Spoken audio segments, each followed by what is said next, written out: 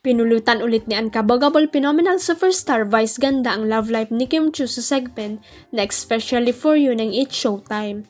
Nagsimula kasi ang asara ng kantay ni Kim ang linya ng kantang Isang Linggong Pag-ibig ni Imelda Papin.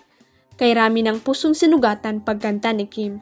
Sabay tanong ni Meme Vice sa kanya, sugatan pa ba?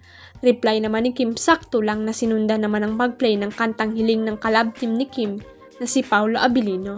As tuloy ni Meme Vice kay Kim kaninong kanta yan, na sinagot naman ni Kim kay Paolo.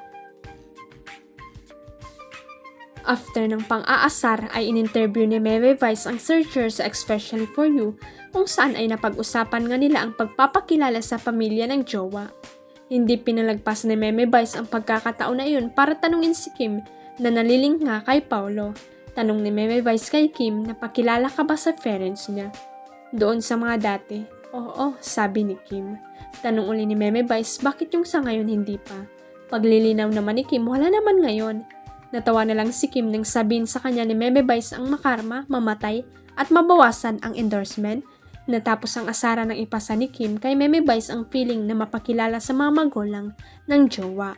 Wish naman ng Kim Pao fans araw-arawin ni Meme Vice ang pang-aasar kay Kim hanggang sa umamin daw ito. Sinupalpal ng kapuso actress na si Angelo De Leon ang mga basher na nangnenega sa pamimigay niya ng gulay sa kanyang constituents. Bilang bahagi ng pagdiriwang ng kanyang 44th birthday ngayong araw, August 22, nagtayo ng community pantry sa ilang lugar sa Pasig City kung saan siya nagsisilbi bilang konsehal.